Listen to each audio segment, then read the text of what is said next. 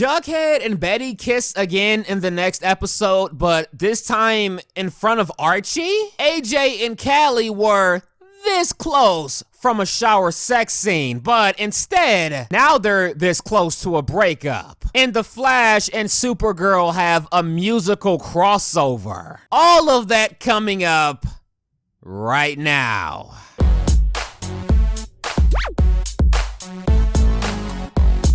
What's going on, YouTube?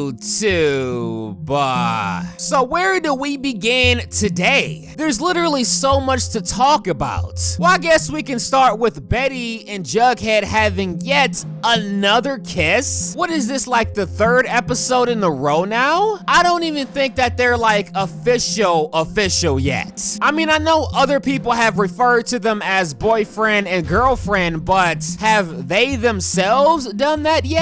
Because if not, I think I'm gonna need that to happen, because you can only kiss so many times before I'm gonna need you to put a ring on it. Okay, not a ring, but you get what I mean. You guys need to date, like, right now, because this is getting ridiculous. All these kisses without being official is just unacceptable. Because judging by the pictures of the next episode, they do indeed kiss again. This time, it looks like it's going to be at Polly's baby shower. Now, I may or may not be getting the details wrong as far as where they kiss, but that's where it looks like judging by the pictures. And who else is going to be at Polly's baby shower? Archie Andrews. And we know this, well, I know this because I saw a clip of it myself where Archie arrives at Polly's baby shower. Now, when he arrived at her baby shower though, he had something else on his mind entirely, which was Jughead's dad being a Southside Serpent. So that's what he was all angry about or whatever. Now, the only question that I have is, I mean, when does the kiss take place? I mean, does it take place before Archie arrives at the baby shower, or does it take place after he leaves, or like when does it happen? Because I would love nothing more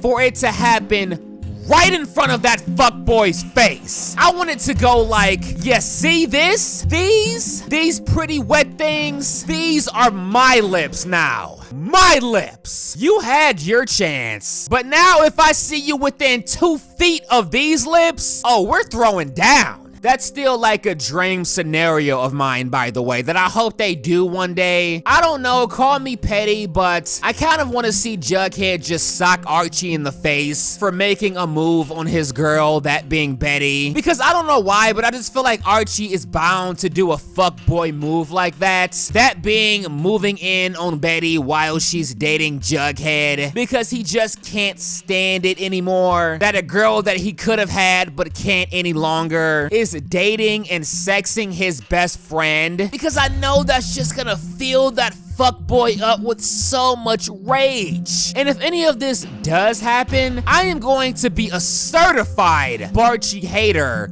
for life. Because there's no way I would be shipping that ship at that point. I would ship Bughead out of spite, because Barchie would not deserve to happen at that point. But I mean, you know, this is all hypotheticals. Except for Jughead and Betty kissing again, that's gonna happen. The only thing I don't know is if Archie's gonna be there to see it or not. Fingers crossed though. And also fingers crossed to this kiss having a lot more passion behind it. But now let's talk a little bit about some AJ and Callie, because let me tell you, they might not have a lot of romantic chemistry, but boy do they have a lot of sexual tension. I mean, it's getting a little hot in here, because AJ and Callie came this close to having a shower sex scene. And it would have actually happened too if AJ didn't freak out and have a little girl moment. What the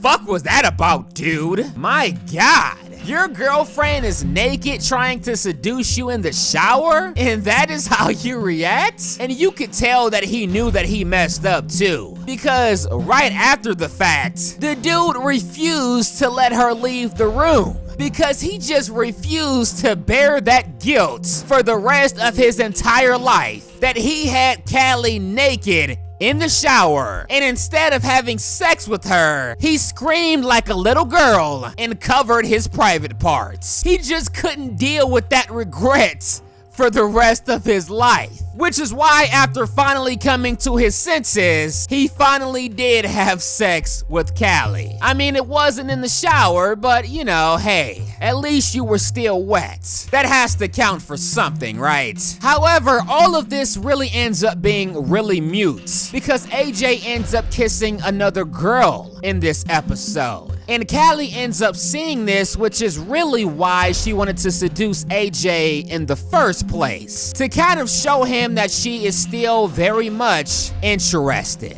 The only problem with that is that she assumed that the kiss meant nothing. But we find out by the end of the episode that that wasn't the case, and that AJ actually really likes this girl because it's easy with her, while with Callie it's very difficult. So I guess you could consider that last sexual scene breakup sex, because it looks like the whole AJ and Callie storyline and ship is finally coming to an end. But don't be sad if there are any shippers of this ship, because you guys had a nice run. I mean, you guys had a nicer and longer run than any other guy she's been with. But I mean, let's be honest, it was about time for this ship to come to an end. Honestly, I was surprised that they went on for as long as they did. We all know the Fosters don't like to go too many episodes in a row with one ship staying together, unless that ship is the two moms. But I am interested to see what happens going forward involving Callie and AJ, and what ends up happening with AJ and Callie going forward as far as them dating other people. I'm sure it's only a matter of time before Callie and Brandon hook back up again, but we shall see. But now let's quickly talk about the Flash and the Supergirl crossover musical. Now, for those of you who don't know, I typically don't like musicals. They're just not my thing. But this episode, I have to say, it was pretty goddamn funny. And there wasn't too much singing going on to the point to where it just annoyed me. So I was pretty much able to handle all the singing without ever really getting annoyed. Although I did roll my eyes a couple of times. But I wasn't able to enjoy this episode as much as I'm sure a lot of you did, because I don't watch Supergirl. So I had like no idea what was going on between her and that other guy. The only thing that I could relate to is Barry and Iris. Speaking of which, the whole reason that I didn't even bother to talk about their temporary breakup is because I knew they were gonna get back together soon. Like I said before, West Allen is just one of those ships that you know you don't have to worry about. So even when they're going through their down periods, I'm not even sweating it, because I know that West Allen is endgame. So this is one of the few times in my shipping history that I'm able to just relax, and I'm gonna take full advantage of that fact. But needless to say, I absolutely adored the ending where Barry was singing to Iris and he asked her to marry him yet again, and she said yes, yet again. Top 5 best West Allen moments ever? I don't see how you could say otherwise. But overall, I really did enjoy that episode, surprisingly. A lot of comedy, a lot of West Allen. I mean, how can you ever go wrong with that combination? Like I said, my only real complaint is really my own fault. And that's the fact that I really couldn't connect to the whole Supergirl story arc at all. But other than that, I had no complaints and I really enjoyed that episode. But let me know what you guys thought about all of this in the comment section below. But I'm done talking. And if you guys enjoyed this video, you know what to do. But as always,